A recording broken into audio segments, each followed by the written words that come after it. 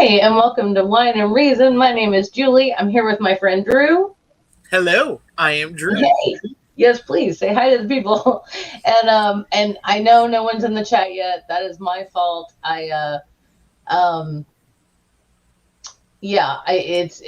As everyone knows, started a new job. No, I'm not going to say where or when. I'm not going to talk about the details. I am going to say I'm geeking out over it, and it's amazing. But beyond that, I can't say anything. So we're closing that box right now. But to all of the Wine and Reason folks, I apologize that you didn't get a notification before now. I should have set this stream up sooner. Just with everything, with all the new stuff going on, I forgot. Anyway, also, second disclaimer. I'm not just swilling wine right out the bottle for no reason, okay? We have a boil. Drew, back me up here. We have a boil water advisory in Memphis right now because our one of the main water pipes burst, like that comes So no dirtying glasses, huh? Yeah, and the thing is, yeah, and that's part of it. Like we have to boil water if we want to eat. The water we use to brush our teeth, which I'm not gonna lie, I've forgotten about a couple of times because 4 decades of muscle memory is kind of hard to. I've even, like, we have a cup in the bathroom with the boiled water in it. I dip my toothbrush in the cup. I put the toothpaste on, I brush my teeth, and then I go to rinse my toothbrush, and I'm totally using just right. You're immediately turning on the sink without even a thought. Thank you, exactly. And y'all, I'm not, I can't imagine what it was like in Flint, Michigan, or anything like that. Drew and I are very blessed. We live in a place that has an amazing natural clean water source. We have a natural aqueduct under our city.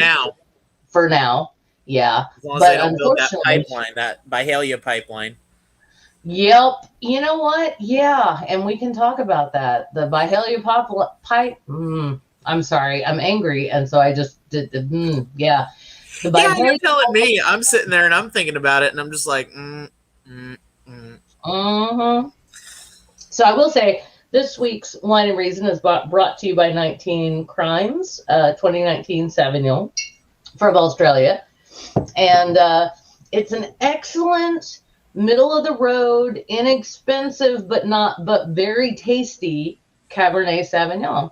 And okay, so having said that, and no, I'm not getting any money from that, y'all. It's my dream one day to have any winery be like, hey, can we advertise on your channel? That'd be so cool. But no, I don't know. One day, maybe. One day, maybe. Maybe if Ryan Reynolds ever gets like a winery.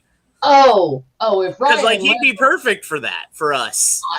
Dude, I will send him a handwritten letter if he ever does a winery, just for Deadpool alone, but for so many other things. I mean, let's national. I'm trying to open the chat in my other window here. Hang on. There we go. Okay. There you go. Yeah, you got it. Anybody there? I'm not seeing anyone yet, which is no. I just wanted to be in there just in case someone does show up. Also, I'm not on my phone anymore. My sister gave me an old laptop, so I've been using it as my tinker slash movie downloading device. So it had a built-in webcam and microphone. So I was like, heck, why don't I use this for streaming? Yeah, absolutely. No, you look great. Okay, so Drew and I, and we've done a stream together before, and I think we talked about this, but it's been a while, so I'm not certain. Drew and I are good friends. We're IRL friends. We met in the before time. When we the before times. Yeah, when we could hug and just full of the cozy and the Empire. D&D.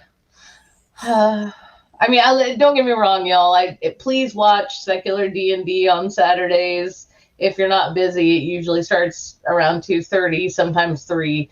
But it's a lot of fun, and I'm having a blast playing and not having to run the game because it's right. I mean, I like both. I really do, but I've really gotten into this gnome arcane trickster character. We're losing half our audience the longer The no audience that we have. You mentioned Arcane Trickster, and all of a sudden, 75% just are like, I don't know what that is. Jump ship. Okay, hot gnome. Just think hot gnome with a pet rat named Niblet that she can speak to because she's a forest gnome. So she has a racial ability of just speak with small beasts. So, like, it's not just her pet, it's like her confidant. Right. Yeah, it's really knows fun. All my secrets. Don't tell anybody. If we run into a druid and it knows speak with animals, don't you do it. Nope, exactly.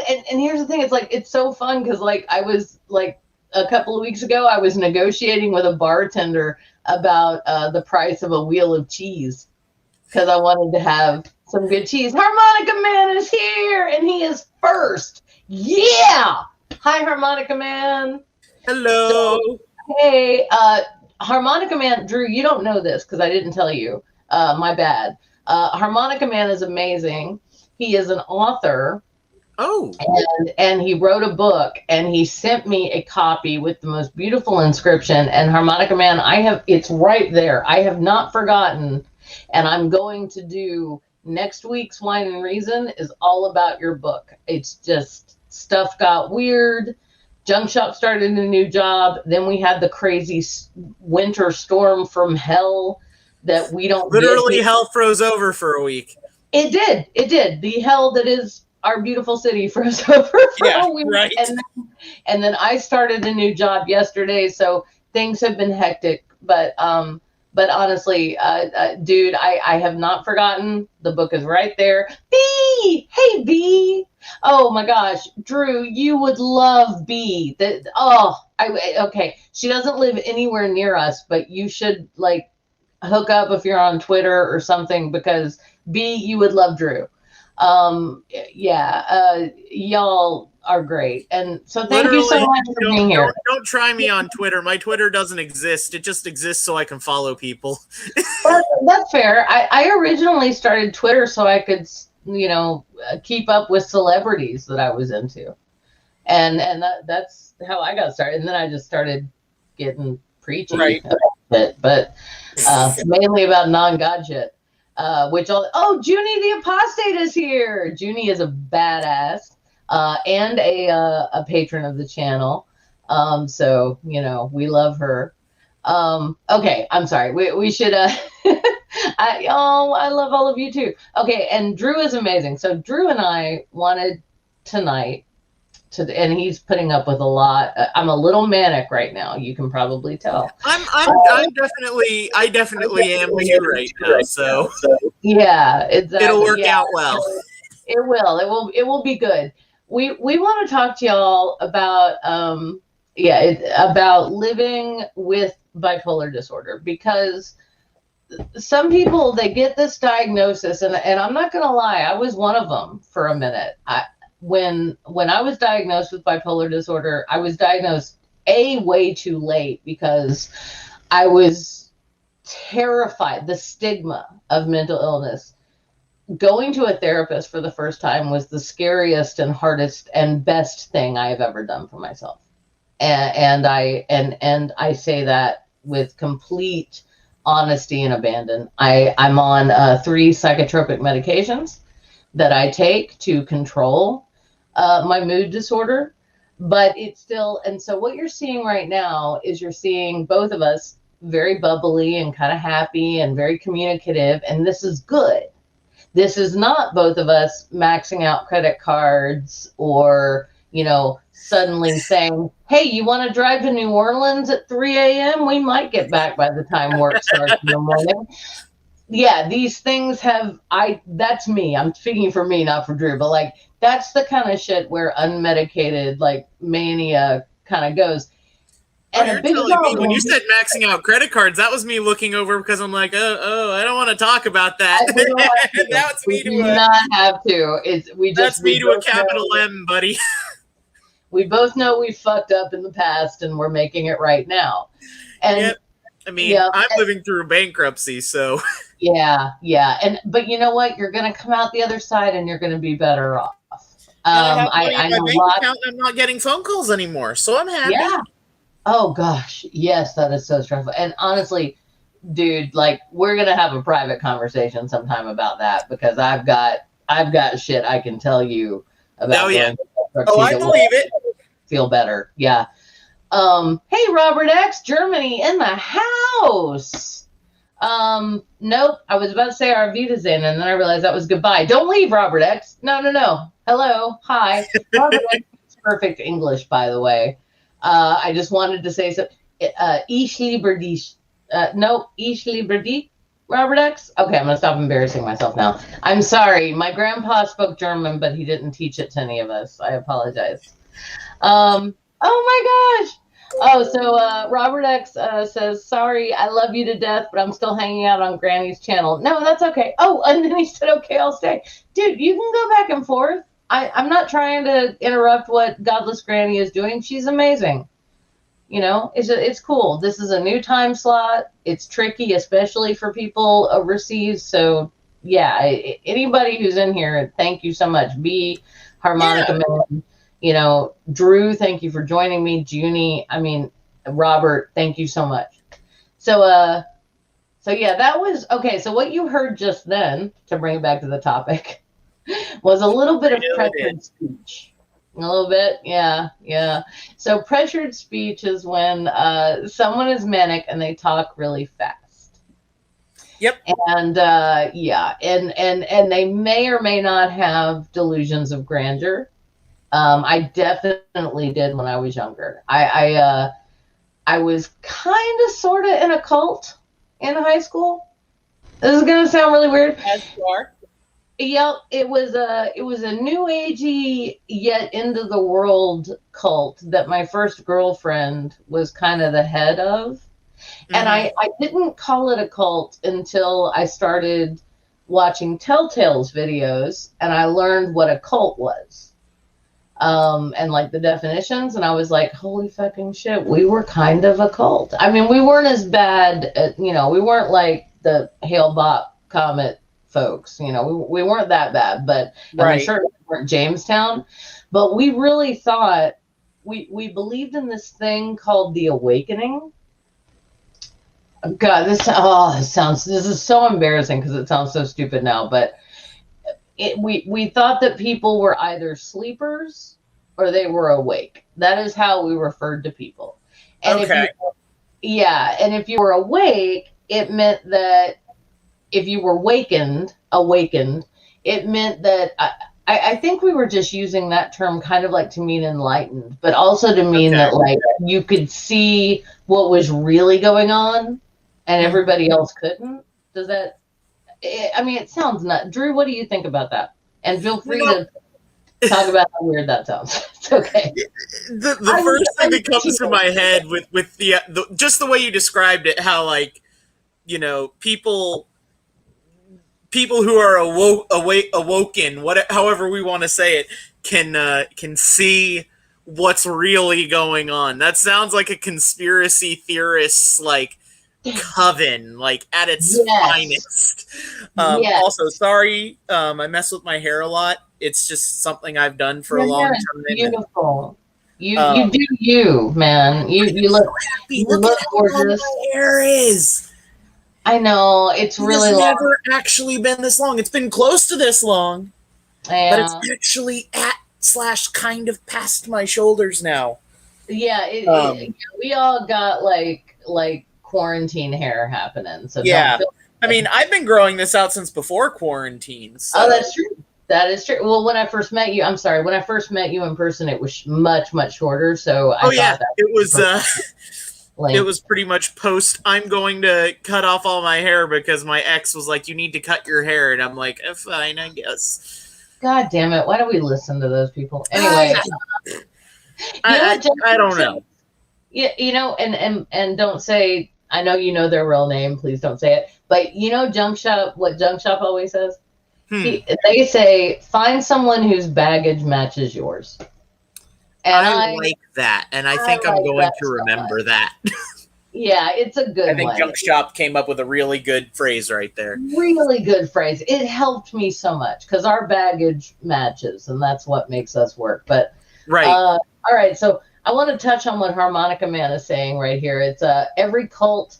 Oh, and by the way, Drew, if you aren't subscribed to Harmonica Man's channel, find him. I'm sorry, I can't drop links because I'm in StreamYard, but let me know later. I'll send you a link or whatever. But this man can play the blues on a harmonica like nobody's fucking business, and it's Oh, awesome. don't tell the musician another musician. That's automatically, that's a win. Yes, and oh, hey, talking about bipolar disorder, another thing that kind of goes with it, we tend to be overachievers when we're manic anyway. We tend to be rather intelligent, and we tend to be artistic, and or we shine a bit in our fields, shall I say? Because there are doctors who have this. There, it doesn't matter exactly what it is, but we tend to be, it's kind of like people with schizophrenia tend to have very high IQs. There's a similar situation. We'll talk about the bad side of it, all the bad sides. We'll talk about mixed states. We'll talk about depression. We will talk about that, but I'm not saying it's awesome to be bipolar. I'm just saying you can live with it. But there are good things that can come from it. Thank you. Thank you. And we don't say that like, one thing that I hate when I try to make light of a situation by saying there are sometimes benefits to things like that. People sometimes misinterpret that as saying like people like that have an edge. Like, oh, no. Like they don't have an advantage. It doesn't mean that, they are advantaged in their field. I'm not advantaged as a musician because like I can play guitar slightly better than your college alcoholic playing Wonderwall.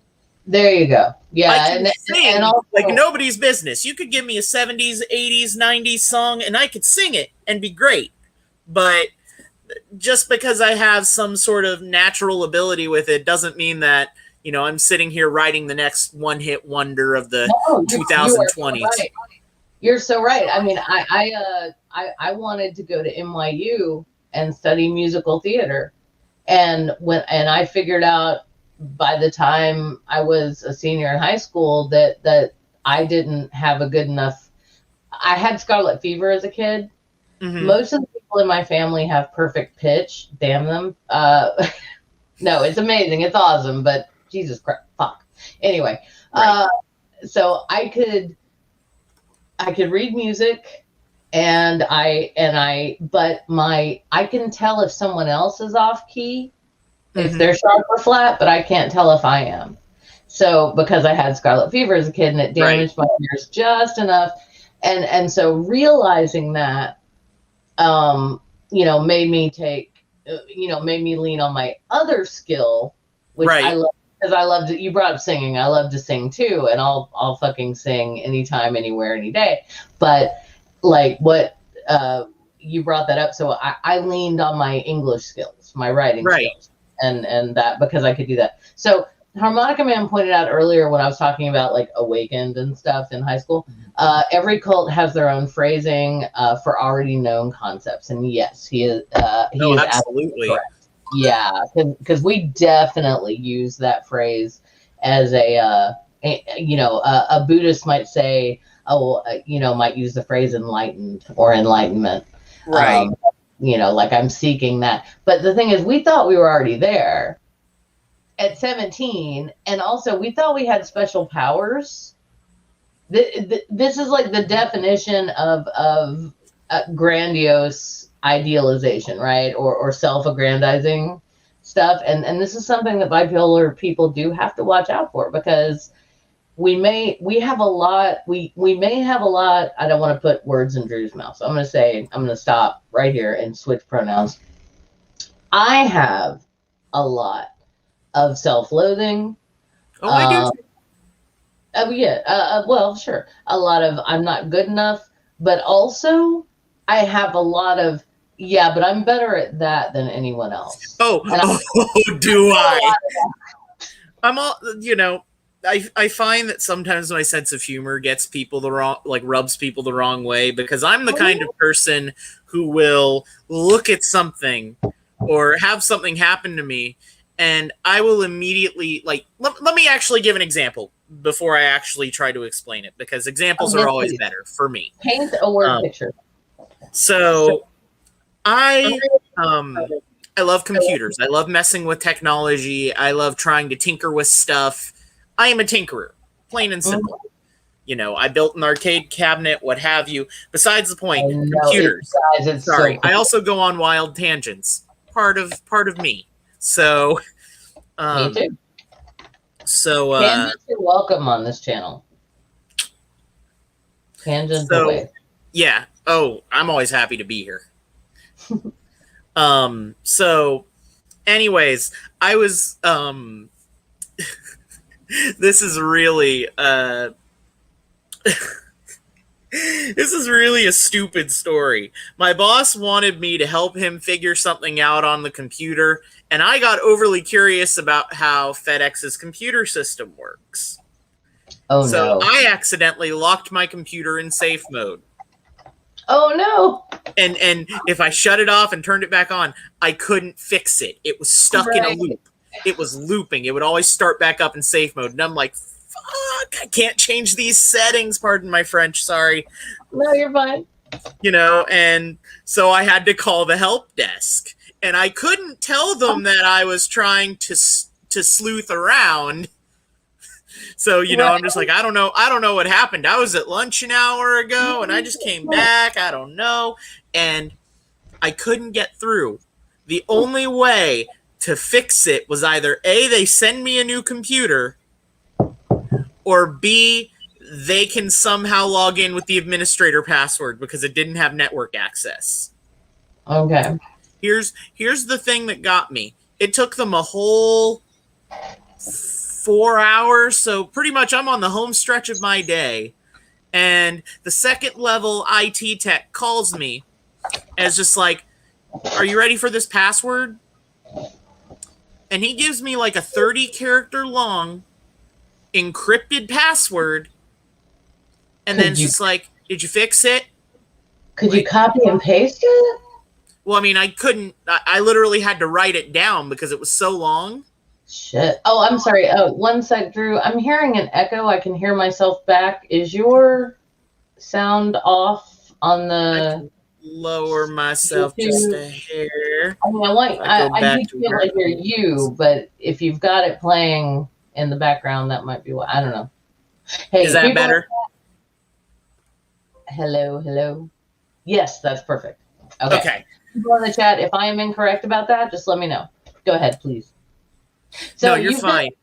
30 long character password that you had to write down because who can remember 30 characters in an exact sequence? Yeah, who can remember 30 characters when they're being spewed at you at one letter a second? Like, what is this, a Zelda game? You're expecting me to read one sentence every second? Like, no.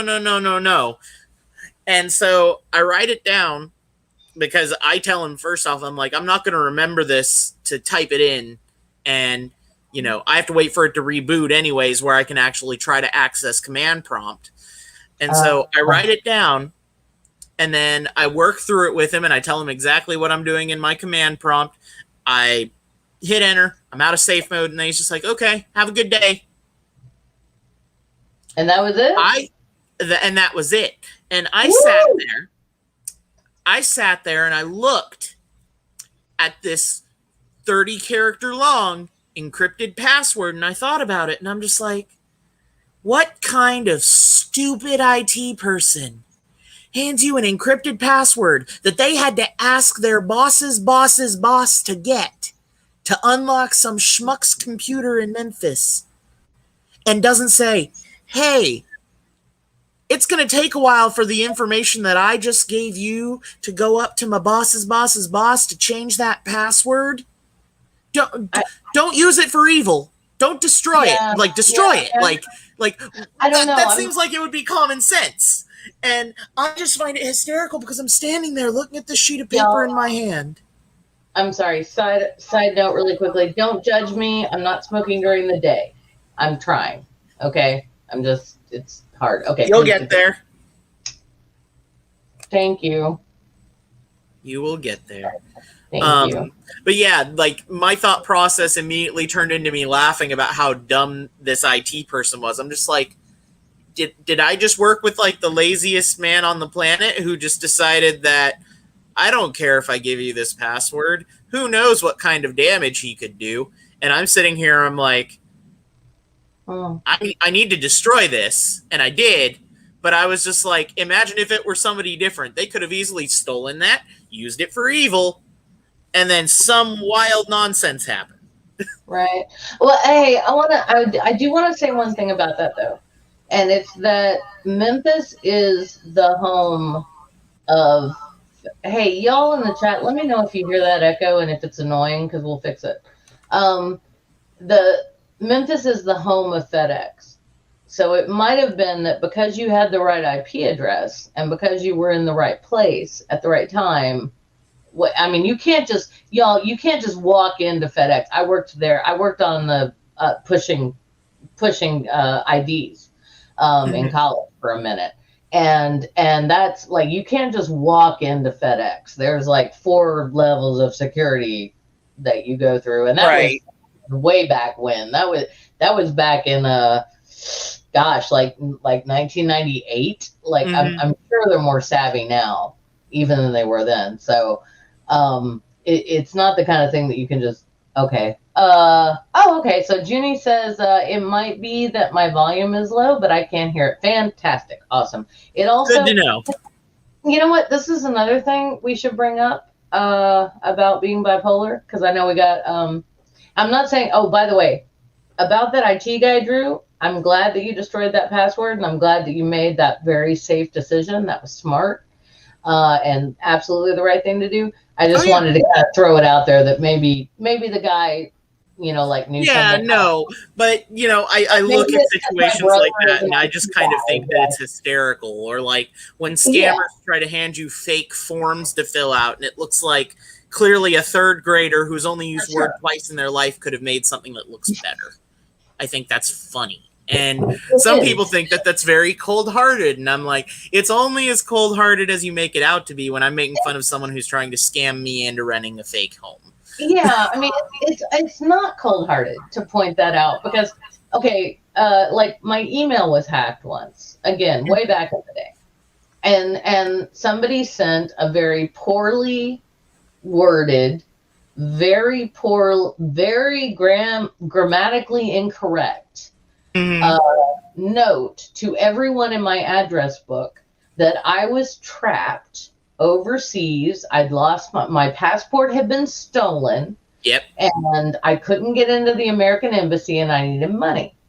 Now, one of my very dear friends at the time and said, okay, I know Julie doesn't have a passport. I know this for a fact. I did not have, I have one now. I did not have one at the time. Have one then. So, yeah. So she emailed me. She's like, okay, I know you don't have a passport, but I feel like I should check in. What she was being smart and also rational and also kind. The rough part was I had to send an email to all of my great aunts and uncles who were all elderly and who may or may not have necessarily known whether or not great niece Julie had a passport. Right? So I had to tell all of them, this isn't true. This didn't happen. I'm right here. I'm like, my mom was like, you didn't leave the country without telling us, did you? And I was like, no. When have I ever left anywhere without telling you? Moments like that. I had a guy I worked with at a different job one time come up to me, and sometimes scams I think require sometimes understanding scams require a bit of common sense, like your friend being like, Julie doesn't have a passport. And so what happened in all fairness, Drew does not drink, y'all, so don't no nastiness. Drew doesn't drink for good health reasons. So I might be able to start on the weekends again. The only reason I quit was because the person I'm currently with for a little bit longer didn't like that I had the attention span of a goldfish and wanted to talk to Shelby's cat more than her. We can talk about that, absolutely. I mean, if you want to talk about it with me. I've got a few minutes until they get home, so got to be careful. Okay. No, we're gonna get into it. So, Drew, we were talking about gaslighting. We were texting earlier, and my ex gaslighted me. And I did some stupid, I was abusing alcohol at the time to escape my life with him. But my ex gaslighted me into believing I was an alcoholic. So I quit drinking for a year and a half. Yep. It wasn't particularly hard. And eventually my sponsor and I, my AA sponsor and I, both came to the conclusion that I was not an alcoholic. Yeah. I like wine, I like a drink. So, you know, as long as you are being safe and you're not harming yourself. Right. You know, it's on weekends with friends. That's all it ever was. It was literally a Friday night. I was at Shelby's apartment, our friend Shelby, and I was literally, I had a few drinks, and I was sleeping on his couch, and he has a cat named Harvey, and she is a very sweet cat, and I was just talking to the cat while the person I was with was on the phone, and they didn't like that I wasn't paying attention to them. Well, they were on the phone? Yeah, they just had this whole thing. Like, I told them that there was alcohol involved, and yet then the whole thing became, well, I don't like how you are when you're drunk. I'm like, I laugh at everything, and I think cats are cool. Okay, but it became this whole big debacle, and that's why I quit drinking. No, and sometimes I think everybody needs a break. I think we all hit moments in our lives where we need a break from the, you know, the recreational, you know, substances. But at the same time, it's you know, I hate beer. Like, so I just don't like it. I've never developed a taste for it. I've tried. Yeah, I've tried a few times. I don't like it either. I'll drink in a pinch just to be social, but I will literally nurse like one beer all night. Right. So yeah. So I mean, the show's called Wine and Reason because I like wine. I'm terrible with tequila. Tequila does not sit well with me. Vodka, it's fine. Bourbon, a little too good. I can tolerate a ridiculous amount of bourbon. So there, you have to learn, who you are, what you are, and also what's going on in the moment and what's going to be okay with or contraindicate with your meds. And that's an important thing to bring it back to the back to mental illness. Yeah, back to mental illness and mental health, and also living with bipolar disorder, because what Drew and I, hey everybody, what all of you don't know is that Drew and I were texting right before this, and we were texting about the fact that we get judged. Like the moment, I'm okay with most labels. I'm pansexual. I'm bipolar. I have 2 anxiety disorders. I try to make these positive things. I mean, come on, Princess Leia was bipolar, so we're in good company. Yeah, it's literally one of the most badass princesses in history had it. Yes, and she was a badass woman. And I mean, there's so many. I mean, I could name so many other people, but as Stephen Fry, we're gonna stop there. Or it will be the end of the thing. Right. This will be another 45-minute tangent. Yeah, exactly. But I just want to say that, like, if you need to take a break from a substance, if you need to clear your head, if you're going through a major life change, and this was advice I got from a very good friend of mine, who is the daughter of alcoholics, but who is not an alcoholic herself. Mm-hmm. She is a heavy drinker.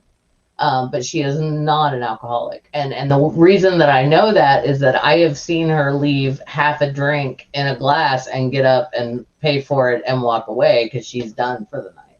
Like, alcoholics can't do that.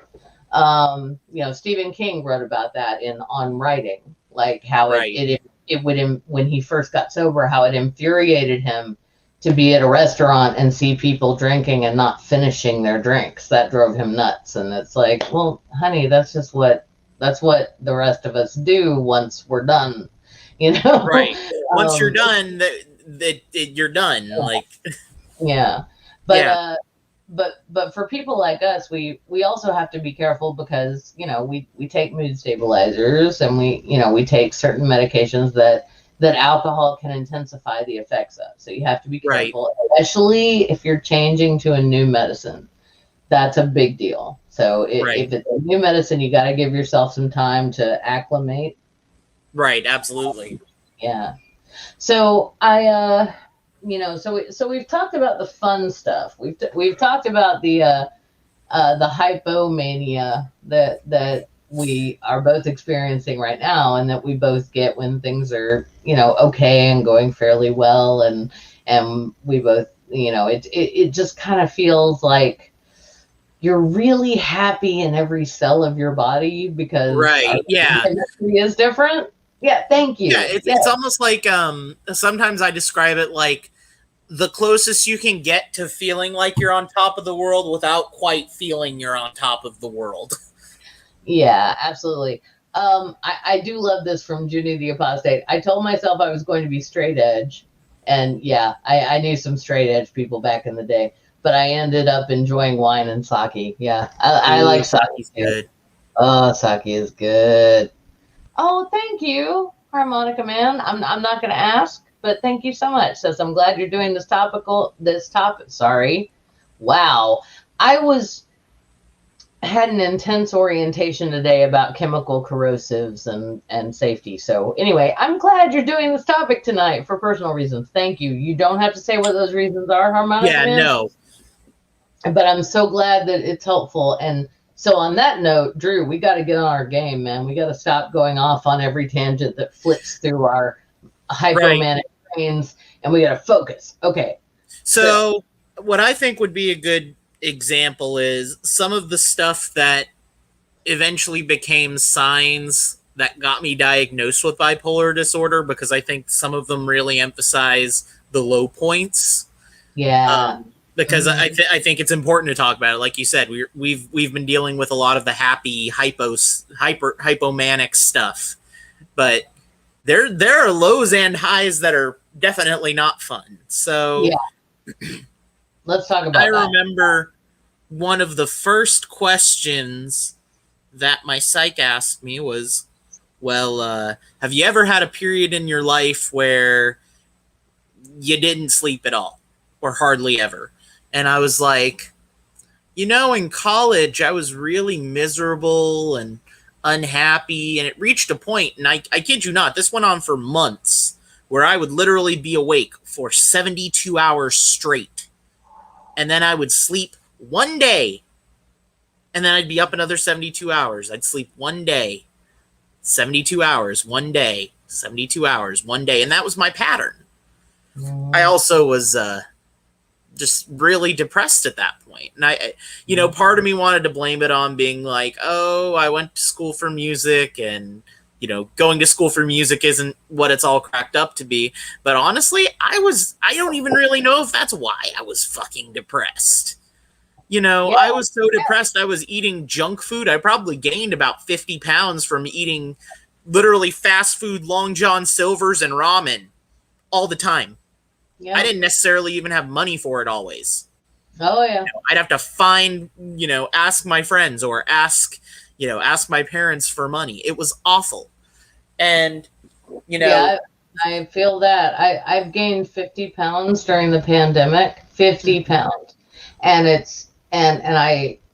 I joke that it's quarantine weight, but it's mhm. not. Yeah, no. I know how to exercise. I could have exercised at home in Right. my apartment that whole time, but it got to the no job, no job, no. Hey, purple, no job, no job, no job, no job. Just got to the point where all I wanted to do was sit around and watch TV and sleep a lot. Yeah. Which For is, me, yeah, it was, sit around, play video games with my roommate, you know, and then occasionally go to class and try not to contemplate killing myself. It was yeah, awful. no, It was yeah, awful. And I remember the breakdown I had when I told my dad. I was like, I can't do this. I can't do college. I can't do it. hmm, And, you know, I know he was disappointed. And this is well before I got diagnosed. I literally got diagnosed last year, you, Yeah. you know, not, yeah, last year because it's Y'all, 2020. I need to, I'm sorry, Drew. I just want to point out something. Drew is significantly younger than I. I know I wear it well, but no, they're significantly younger by like basically, had we not met as adults, we would not have been friends. He would have been someone I Yeah, dated. no. Right. Yeah. I mean, yeah, significantly younger. So I just want to say I'm so happy for you that you got diagnosed when you did, because I was in my 30s when I got my Right. early 20s, but still, I was in my early 30s when I got Yeah. diagnosed. And it's a world of difference. Oh, absolutely. And I mean, I feel a lot better going through, therapy. I don't know if I told you I switched therapists because I didn't really care Oh, for you the one did I was not. dealing with. September, I got a new therapist and I love her to death because she's like ADHD, so we both have that kind of hyperactive, over the top, joyous personality where we start referencing stuff and we like similar comedians and music. Sorry, I just want to Harmonica put up. Man, Drew, I used to do that too. Now it's shorter bursts. Yeah.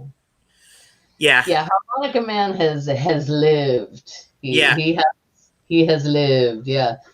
Um, yeah, okay, so I'm so sorry. I cut you off and we're both a little today. No, it's okay. So I just want to be sure that we get everything in. So you were talking about having suicidal ideation, and you had And I was talking about the low points, and obviously, I kind of got through that as I started working, and working with people is something I really love doing. So if I can work with people in a capacity where it's like people are not treating me like crap, I'm great.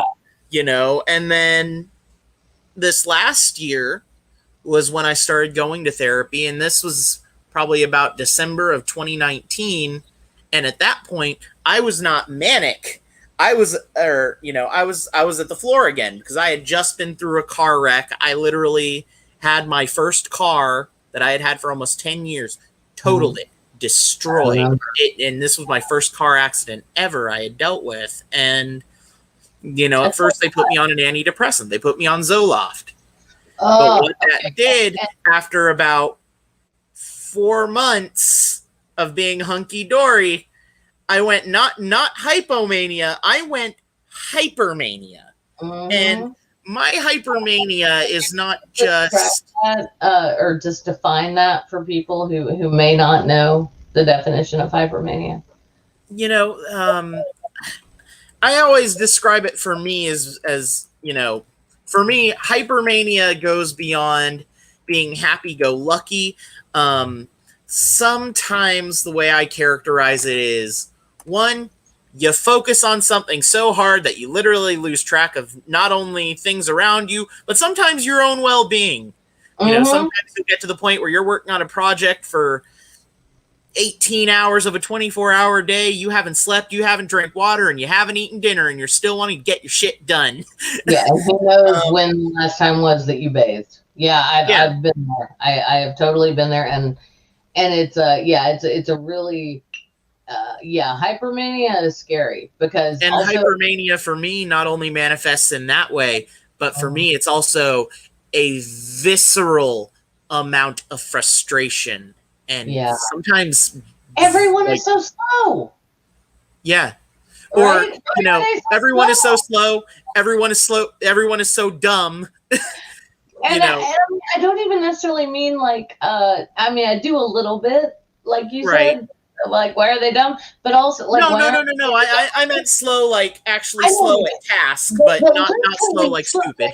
Physically slow. You're like, I could run circles around you right now. And for me, I'm not athletic at all. I'm actually very clumsy and have very poor kinetic intelligence about my own body.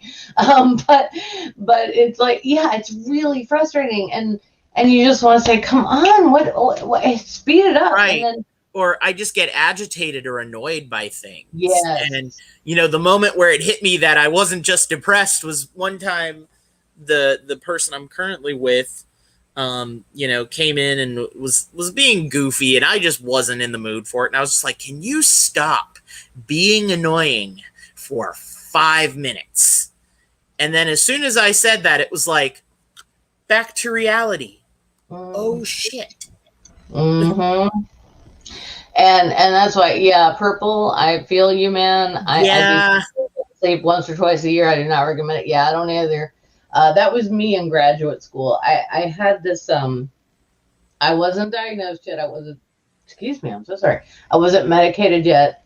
But I just had this idea that this is the one thing I'm good at. And you talked about being laser focused or being focused on one thing. I was laser focused on graduate school.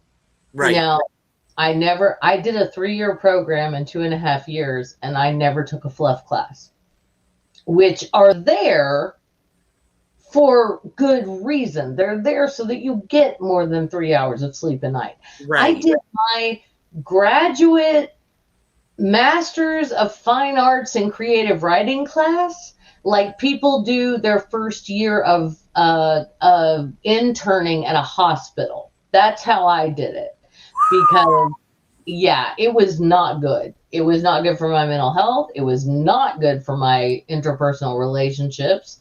It was terrible for my marriage at the time. That was with Right. my first husband. But I mean, yeah, I mean, it was just all bad, all Mhm. the way around. But I just had this notion in my head that like this is the one thing I'm good at. Therefore, if I don't make straight A's, I'm worthless.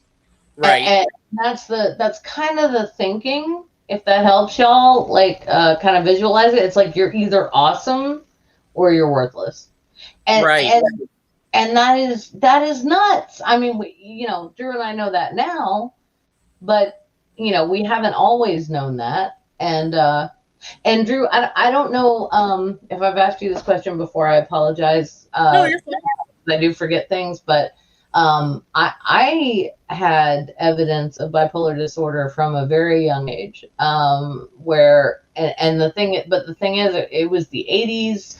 Uh, my parents just didn't know what to do. They Right. didn't know how to deal with it, and but I remember like having these tantrums, Mhm. like way later than one should be having tantrums. Right.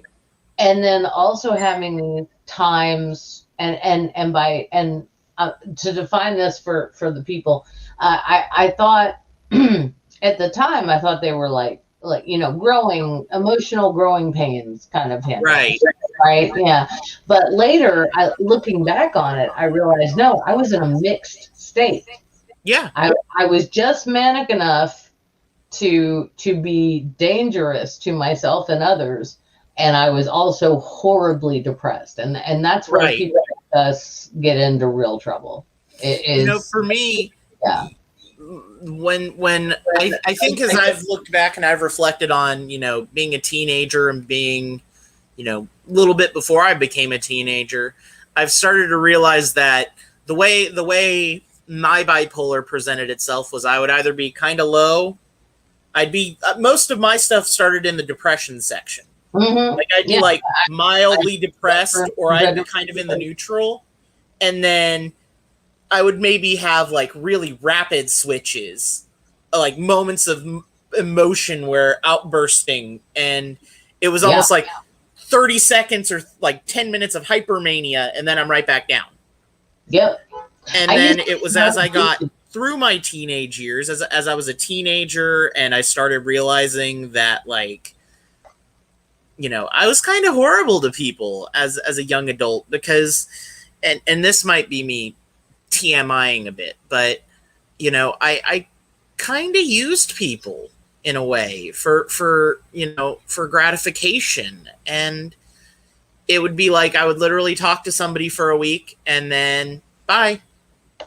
And Yeah, I deal with the guilt of that a lot. yeah, I me think too. that's a big part of it that I've been working through in therapy is the immense amount of guilt I feel for things that I've done within like the past probably 5 years ago. Like I stopped, about 6 years ago, but 5 or so years ago, I never stopped feeling guilty about those things. And I Yeah, think that those risky behaviors were definitely signs that, Yeah. at the time didn't make sense to me. And then I sat down with my psych and they started going over stuff for me and, how they kind of ascertain signs. And I'm like, oh, You do the oh, checklist. Yeah, oh. yeah. It's illuminating. It Yeah. really is. And no, I completely understand. I had a really tight group of friends in my 20s. And I mean, we were all like, we were bridesmaids and groomsmen in each other's weddings. I mean, we were tight. And I alienated a lot of those. Now, they will, like, for example, the big stuff, we were close enough, thank goodness, that, like, for the big stuff, like when a dear friend of mine from that time, when her mother passed away, another friend from that time called and was like, hey, this happened. Do you want to go to the funeral? It's somewhere. It was down in Mississippi. She was like, I'll drive. And I was like, yes, I do very much. Because I loved my friend's mother. She was kind of like our college den mother, if there Right. is thing. Yeah, right. Like, she was the one who was there and who was non-judgmental, and she wasn't all religious like the rest of our parents, or absent like the rest of our Right. parents. So I mean, to be clear, my parents have always been there for me, but they're super old. Right. Yeah, so it just, I was like, yes, I need to go. I need to be there. And it was the first time, I'd seen this friend and her husband in years. I'm sorry. I might get a little verklempt. But anyway, and they were so kind. They were just, all they said was, like, they came over, he in particular, but also her. Like, I got a huge hug from her, and from her husband. He came over and he took my hand and our other friend's hand, and said, and he just said, thank you so much. I didn't know you would be here today. And we were like, part of me wanted to say, why wouldn't we be? But another part of me remembered, hey, remember all that horrible stuff you said and did before you were in therapy, before you were medicated, before, I Right. mean, I like I said, when I say I alienated good people in my life, I did. I mean, I destroyed a lot of really good interpersonal relationships, and I hate that I did that. And that was one moment where I've had a couple, because it's Memphis and there's like 1 degree of separation. There's not six, Right. but yeah, I've had a couple of moments where I've been able to go back and sort of, if not right a wrong, at least let someone know that, Right. yeah, I care. I'm still here and I still care. I Yeah. just suck at it, kind of thing. Um, it is hard though, and it's hard for me. You were talking about guilt. I feel guilty, but at the same time, I try to remind myself that I was sick and I didn't know. I Right. didn't know that I was sick, and I didn't know. So I said ill-advised things. I mean, things that people specifically told me, do not say that, and I Yeah. did. Yeah. And things that were incredibly hurtful. And I'm not going to say any full names here. I'm just going to say, Becca, if you ever see this video, I love you and I am so sorry. And you know why. You know why I'm so sorry. But moving on.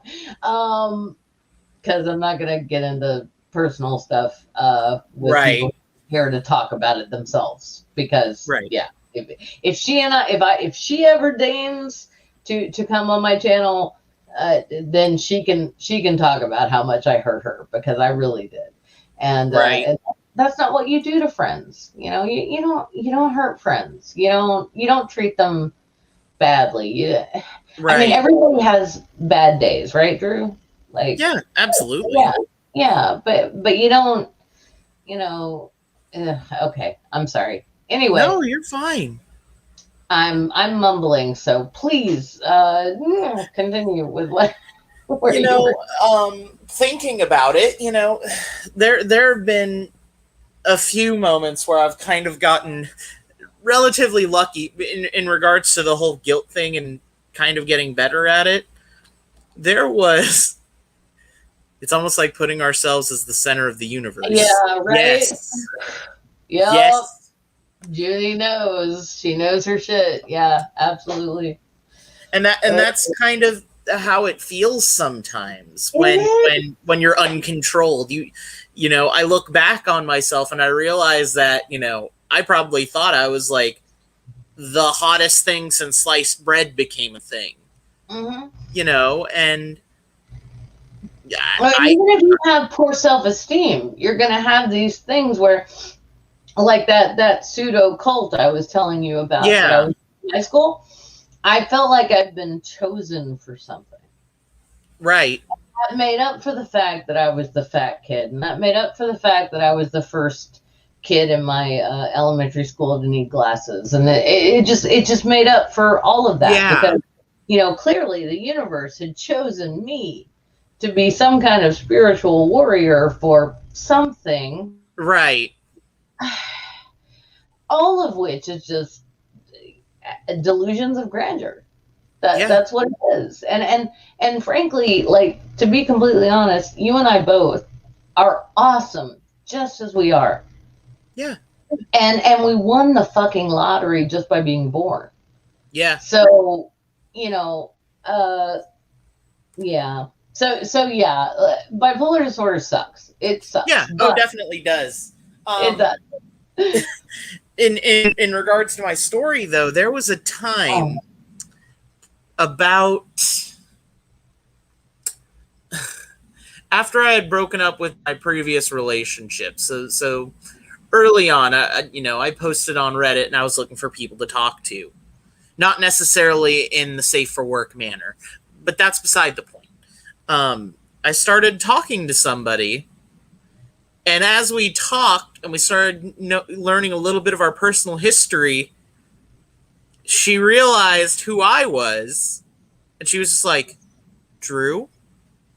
And I'm like, who are you that you know my name now? And then she's like, hang on. I think you'll recognize me. And she sends me a picture of her face from when she was in high school, and I'm just like, Alex? And turns out we were in choir together, and we were oh my god. really we were close friends. And then I kind of did the thing that I told you that I did before, and we stopped talking because I had gotten what I wanted and I vanished. Yeah. And we talked about it. Oh yeah, no, you brought that up and I wanted to speak to that. Yeah, I do that too. When I part of it, I'm going to be kind to myself in this moment and say that part of it is a spoons thing. Mm-hmm. I only have so much that I can deal with, and I have a big, loud, drama-filled family. And I've set boundaries, but the drama creeps in Yep, no it matter always what you does. do. It always does. And these are people I love, genuinely love, disagree with on so many things, but genuinely love and respect. And then on top of that, I've got my marriage, and I have friendships, certain friendships, like my friendship with you, that I want to continue.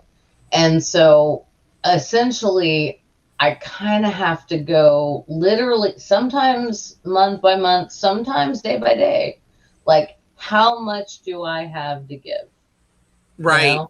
And Like I'm when you learning texted me at that night, I still. was so happy to hear from you. But at the same time, I just had kind of a stressful long day. And Yeah.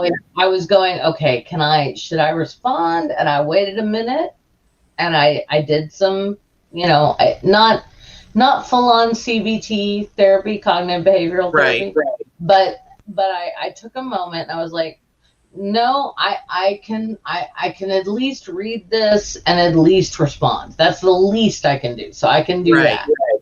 So I did that, and then it turned into this, which is amazing. So thank Yes. you. But yeah, but I did so. But people I have a friend who's known me since I was 14 years old, and we've been friends through everything. We've been friends through marriages, through my divorce, through you know um, stuff that's not, well, I'm not saying any names. So through her losing her oldest child, um, he died, and this was a kid, who called me his aunt.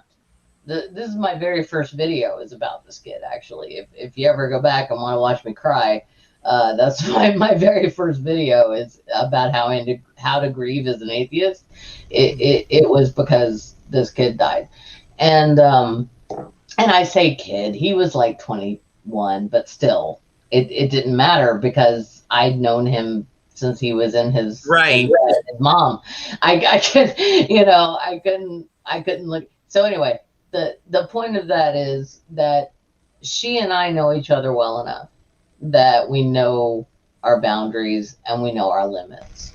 And so, if we don't talk for months on end, it's okay. Because when we are ready to talk, we'll text each other. And when we are ready to see each other, we'll make that happen. Yeah. And then it's great. But luckily, we understand each other because she has she's not bipolar, but she has similar issues. So she has other issues. Yeah. So anyway, I don't, again, Maya, oh my God, I'm sorry. Whenever Maya Atkinson shows up, I have to. Hi, Maya. Hey, Maya. I apparently have to get a really high voice and shout loudly. Maya, thank you so much for being here. I'm sorry there was no advance warning on this stream because I didn't know. Aw. And Harmonica says, hey, Maya, you sexy thing. Anyway, so we're talking about dealing with interpersonal relationships with bipolar disorder. And it can be hard because you don't have, I had to set a hard boundary with my mother the other day. And those of you who have been watching, and paying attention, and Drew knows, my mom has dementia. And so it's difficult to set a hard boundary with someone who doesn't necessarily remember that I am so sorry for that background noise. There we go. It's gone. That's my nighttime meds alarm. So back to the topic. We take our meds. We take them on time, don't we, Drew? We do. We do. Mine are downstairs. I will take them as soon as we wrap up here. But so those of you who know, I had to set a hard boundary with someone who may never remember that phone call. So it's it just kind of, I hate to say it is what it is, but it kind of is what it is. Yeah. On that level. So we're talking about living with bipolar disorder, and basically we just want to dispel. And Drew, don't let me speak for you. No. I'm saying we, but I think we're on the same page. We just want to dispel, we're not scary, most of us.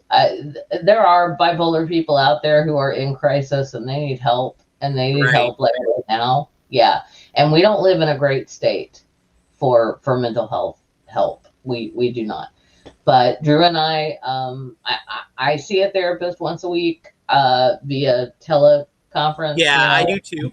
Hey, yeah, therapy is awesome, and we take our meds, and we both have jobs now. COVID kind of threw that, but I was able. World of COVID. The world of COVID, yeah, but I couldn't because of COVID. But I just got a new job, and so we are productive. So basically what we're trying to say is we're productive members of society. And once you have a handle, Drew, let me know if you disagree, but I feel as if for me, that at this point in my life, I am managing my bipolar disorder very well. And it's really difficult for me to see where where I end and the disorder starts. It's just all kind of, I think it's just a part of me, and it's a part of me that will always be a part of me. Yeah, And I would definitely agree with that idea. Sometimes I feel like even under control, obviously even under control, we still experience mania in usually in the hypo form where it's like, hey, we're happy go lucky, or hey, you want to go do this or do that. I find that hypomanic idea has kind of turned into some of my philosophy. Some of my life philosophy is like, what's life without a little fun every once in a while? Even if that's just even if that's just going to Waffle House and just sitting down with a friend, or even if that's just going to the store and buying a bag of popcorn or something you like. Life cannot. It's become almost my mantra that we can live our lives in these super deep rooted boundaries, which granted I do too. I live in a world where I have to learn to control my financials, and I've had to sit there and struggle with trying to hold a budget. yeah, honey, I have to. But along that line too, I've realized that like you can only protect yourself from, I'm trying to think of how to word it. Like, you can only protect yourself from the world at large in such a way for so long before you realize that you also have a life that you've got to live. You've got to live a little bit, and that doesn't mean go out and do reckless things like I maybe would do when I was younger, or do something stupid. Sometimes it's the little things, and I think that's that balance that's kind of where my bipolar and my personality kind of meet. Yeah, no, I completely agree. It was when we were studying the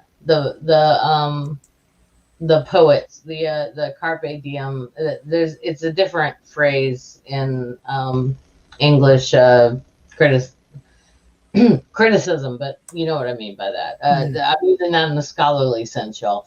But yeah, when we were studying that, it was like, yes, I mean, I was a humanist long before I was an atheist, because I read about humanism in college, and excuse me, in college, and I was like, no, this is me. This is absolutely me.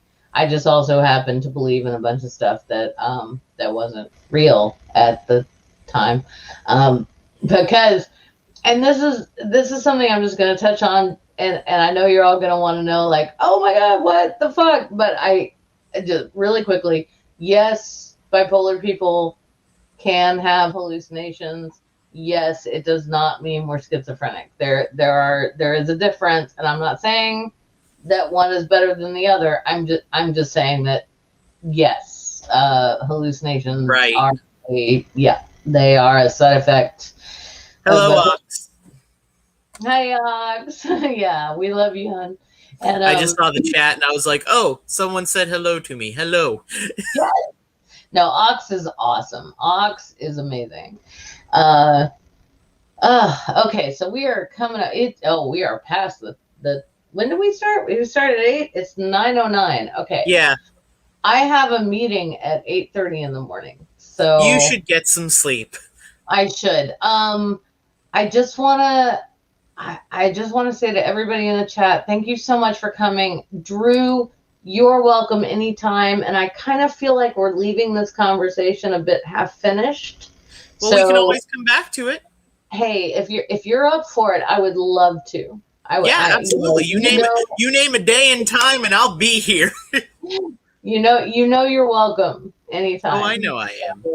All right, so guys, I just half the time when we talk, you're just like, "Hey, do you want to be on this stream on this day? We're talking about this," and I'm like, "Yes, invite me by all means." Drew is down to clown. All right, so I just want to say that, Drew and I are IRL friends. We met in the real world through other people, and we instantly bonded. And it was weird because I wear it well, but Drew is a good, like, almost 20 years younger than I am. Which I'm not sure what that says about me, but whatever. I mean, You're amazing. you definitely do wear it well, like Thank you. in Thank the you. most platonic way possible. I have a very bright light. You can't see the lines on my forehead. Um, and Botox scares me, so I won't do it. But anyway, no, I just want to say, like, y'all, Drew is an amazing human being. Drew, is there if people wanted to get in touch with you, and if you were comfortable with that, you said earlier you weren't on Twitter, so I just, or not, you're not terribly active on Twitter. Yeah. I mean, I'm active enough on Twitter. I check my Twitter every day. So, I mean, if you want to reach out to me personally, I don't really check my tweets or tweets that are sent at me. But if you want to send me a DM and just say hi, that's great. Okay. My Twitter is at DrewSG. I'm putting it in the chat right now. Drew S and the letter G. Or if you're like me and you are a Reddit scrub, here is my Reddit username. You can find me there. And it's at Drew, the letter S, the letter G. Is that correct? Okay, yeah, great. I've already put it in chat. Cool. Oh, well, fuck. All right, there we go. See, younger, smarter, coming up. I just try to be here. Like, I'm like, okay, you figured this shit out about yourself 10 years before I did. Like, seriously, no, because it is amazing. And also, I want to say something about this too, is that, Drew, I love you to pieces. And I have friends who are in their 50s who I love to pieces. Mm-hmm. And this is a beautiful thing. Like honestly, on some level, now when we're talking like romantically and stuff, there can be other issues, but right. When it comes to friends, stay open-minded. Don't think that because somebody's younger or older that you can't be friends with them. Because absolutely. Those are some of the most amazing people I've found in my life. And Drew is one. I think I could say the exact same. I work in a field where literally 90 times I'm talking to people on the phone, or I'm working in the shop with a technician who's 20 to 35 years older than me. Mm-hmm. And, one of them I get along with really well, and he is in his mid 60s. And, awesome. We'll sit there and we'll talk about music, or we'll just talk about the day. And, I love simple moments like that that I can have with people. And I think that I don't really get that a lot with older people or younger people, because people in my age group, we don't know how to do small talk. We don't know how to talk about how nice this week's been, and man, I can't wait to go home and do this. We are so going to talk about, I don't know, screen time or whatever it is that causes that, because that's got to be a thing. But also, Drew, thank you so much for being here, and I'm sending you all the hugs and virtual hugs. Virtual hugs, and I love you so much. And if you need anything, just text me. It's all good. I will. Sometimes I kind of, obviously it's been a while since I actually reached out to anybody, but I've started to kind of restabilize as my life has been going through the changes that we talked about before we got on here. Yeah. And changes hard. For everybody, like not just people like us, man. They're absolutely everybody's struggling with something. Mm-hmm. Especially now. And as I've kind of realized it, when Kat posted in the group chat and then you replied, I'm like, I haven't talked to Julie in a minute. I should go see how she's doing. And that was immediately why I texted you, because I was like, hi. The cat to whom Drew refers is, again, we had a regular tabletop in person Dungeons in and the before Dragons group. time Dungeons and Dragons game that was so much fun, and then none of us could really figure out how to do it online. So I do secular D&D with people who know how to make it work online via Roll20 on Saturdays. But man, Drew, the second we're all vaccinated and it's safe, not the second, you know what I mean? The moment that it's safe. Oh yeah.